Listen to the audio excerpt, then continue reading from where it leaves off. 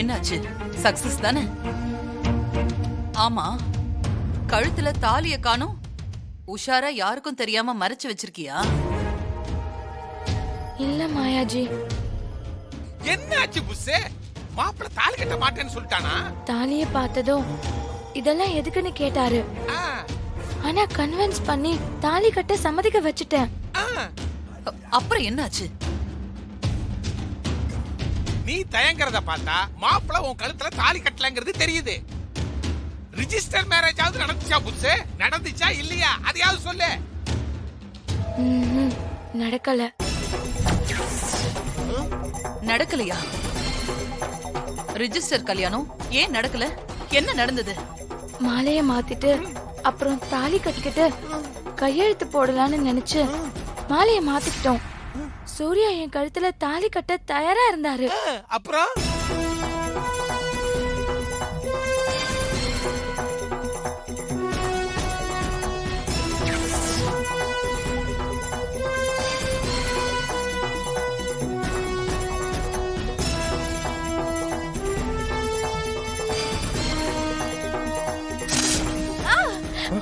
என்னாச்சு புஷ்பா?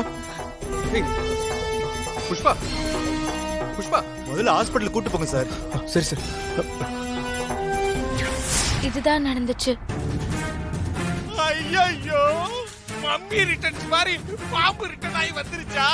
அப்ப இனிமே மாப்பிள்ள சூர்யா புஷ் கல்யாணம் நடந்த மாதிரி தான். அதான் பெரிய புஷ் வந்துருச்சு. அவசகுணமா பேசாதீங்க. நான் அவசகனமால பேசல புஷ். நடந்த விஷயங்களையும் இனிமே நடக்க போற விஷயங்களையும் தான் சொல்றேன். இதுக்கு முன்னாடி மாப்பிள்ள சூர்யாவுக்கும் அழகு தேவதை ஜாஸ்மினுக்கும் கல்யாணம் பண்ண பொழுது இந்த பாம்பு வந்துதான் கல்யாணத்தையே தடுத்துச்சு.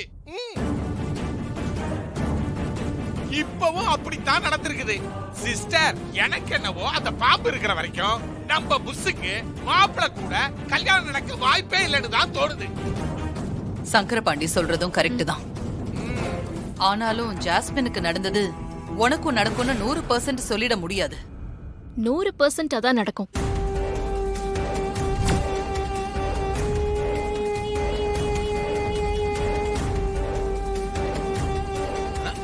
வந்துட்டா.